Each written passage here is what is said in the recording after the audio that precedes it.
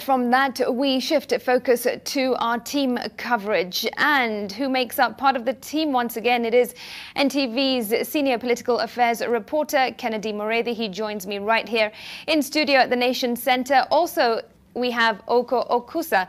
He is in the lakeside city of Kisumu, and Melita Oletenges joins us live from Nyeri. All right, well, let's set the tone for the State of the Nation address ahead of, or rather, for the State of the Nation ahead of the President's address before the two houses of Parliament tomorrow. The nation is in the midst of a difficult situation where its governance arms and structures have holes poked into their integrity. The divisions are diverse. From inside the presidency, the arms of government are at odds.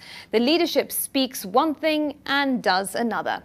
Olive Burrows opens our team coverage tonight with a look at the country's leadership and misleadership.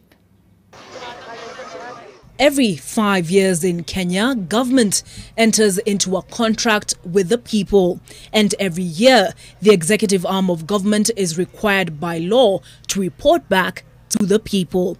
And true to nature, the political landscape looks vastly different than it did in 2017, when the people of Kenya extended the term of President Uhuru Kenyatta. You have the deputy president outside, and then we have co-opted people who you can say, if you want to get serious, that they were injected by the voters, but that undermines the faith in the electoral process. One section of the executive has legitimacy, but there is this other informal section which doesn't have legitimacy. So in the end, you have a lot of confusion. And governance too is in quite a state. At this moment, the state of governance appears a little bit chaotic. We are in a total mess with regard to governance, because there is no accountability, there is corruption, and the government looks completely disabled in that regard. So generally you can say that there is a major mess, and we need to think about that very seriously.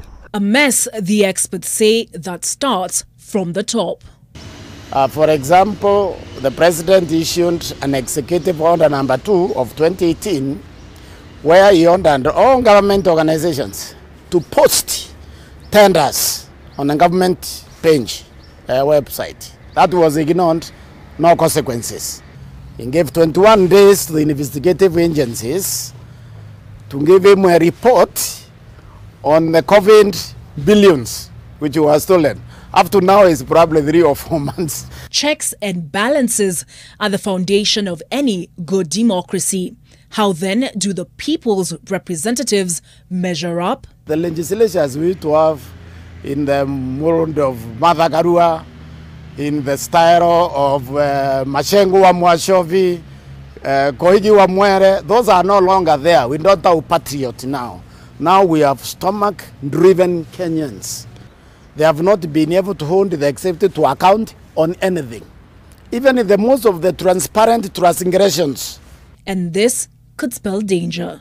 A real crazy person willing to do really bad things with all these people in his pocket, the way Trump has put Republicans in his pocket in America, then you're in trouble. Get into parliament, control the judiciary. Who will control the executive? If he turns out to be Hitler, what are we going to do?